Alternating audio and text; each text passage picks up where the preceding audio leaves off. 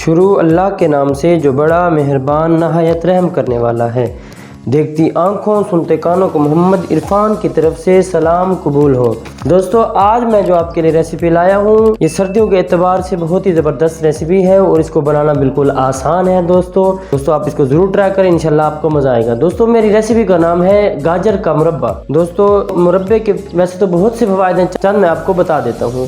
دوستو first of all اس کو آپ نہار منہ ہی کھائیں، دودھ کے ساتھ کھائیں، ایسے کھائیں، اس کا آپ کو فائدہ ہوگا۔ نظر کی کمزوری کے لیے بہت مفید ہے، دماغی کمزوری کے لیے بہت مفید ہے دوستو، اور اس کے بعد یہ خون کی کمی کے مریضوں کے لیے بھی بہت مفید ہے دوستو، جگر کی گرمی کے لیے بھی بہت فائدہ مند ہے، مثانہ کی گرمی کے لیے بھی بہت فائدہ مند ہے، خاص طور پر یہ دل کے مریضوں کے لیے بھی بڑی اچھی چیز ہے۔ اس کو بنانا بالکل آسان ہے، تھوڑا سا میں طریقہ بتا رہا ہوں، یہ طریقہ تھوڑا سا لمبا ہے لیکن یہ بہت زبردست طریقہ ہے۔ اور دوستو مجھے ان کے لیے جو ریکوائر چیزیں ہیں، تو میں جو چیزیں شروع میں ڈال رہا ہوں یہ میں آپ کو بتا رہا ہوں۔ تقریباً 2 کلو میرے پاس گاجر ہے، گاجر کو میں نے دھو لیا ہے، دھو کے واش کر کے اس کو اتنے پیسز میں نے کاٹ لیا ہے۔ اس کے بعد میرے پاس دوستو 1 کپ گرم پانی ہے، میرے پاس تھوڑی سی کالی مرچ ہے دوستو، ایک میرے پاس لیمن ہے، اور تقریباً میرے پاس 2 کلو سے تھوڑی سی کم چینی ہے۔ دوستو میں ایک پین لے لوں گا، اس کے اندر میں یہ چینی ساری اس کے اندر یہ میں ڈال رہا ہوں۔ اس کے بعد میں اسی کے اندر یہ جو میرا پانی ہے گرم، 1 کپ پانی اس کے اندر ڈال رہا ہوں۔ اس کے بعد دوستو یہ کالی مرچ میں اسی کے اندر یہ کالی مرچ ڈال دوں گا، کالی مرچ کا ذائقہ بہت اچھا ہوتا ہے اس لیے میں اس کے اندر ڈال رہا ہوں، یہ فائدہ ہی دے گی آپ کو۔ اس کے بعد دوستو میں اس کے اندر یہ لیمن نچوڑ رہا ہوں۔ دوستو لیمن نچوڑنے کے بعد میں اس کے اندر یہ جو میرے پاس گاجر ہے یہ ساری میں اس کے اندر ڈال دوں گا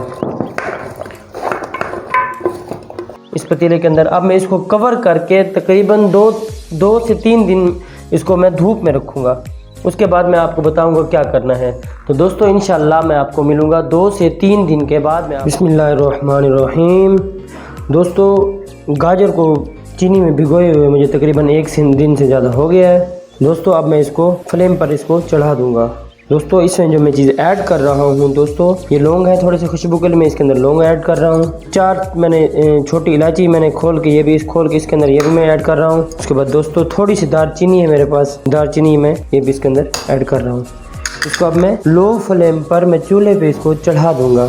بسم اللہ الرحمن الرحیم۔ تو دوستو میں نے اس کو آگ پہ چڑھا دیا ہے، فلیم لو ہے میری، مکس کر کے تقریباً اس کو پکاتا رہوں گا لو فلیم پہ، پھر گائے بگائے میں آپ کو دکھاؤں گا کیا کرنا ہے۔ بسم اللہ الرحمن الرحیم۔ دوستو مربے کو تقریباً پکاتے ہوئے مجھے 1 گھنٹہ ہو گیا ہے، اس کی یہ والی شکل آ گئی ہے، اس کا پانی تقریباً خشک ہو گیا ہے، تقریباً شیرہ میرا 1 تار کا ہو گیا ہے، لیکن یہ مربے کی یہ میری شکل آ گیا ہے۔ اب میں اس کو رکھ دوں گا اسی طرح اس شیرے میں ڈبو کے، جب یہ ٹھنڈا ہو جائے گا تو میں آپ کو ڈش آؤٹ کر کے انشاءاللہ آپ کو دوسرے دن دکھاؤں گا۔ اس کو میں اب اسی طرح رکھ دوں گا دوستو، انشاءاللہ اس کا کلر بھی آ جائے گا اچھا سا۔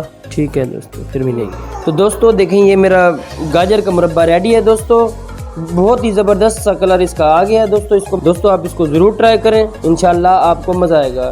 جنہوں نے میرا فوڈ ٹیوب چینل سبسکرائب نہیں کیا وہ جلدی میرا فوڈ ٹیوب چینل سبسکرائب کریں، لائک کریں، واچ کریں اور اسے اپنے دوستوں سے ضرور شیئر کریں۔ مجھے اگلی ریسیپی تک دیجیے اجازت، دیکھتے رہیے میرا فوڈ ٹیوب چینل۔ اللہ حافظ۔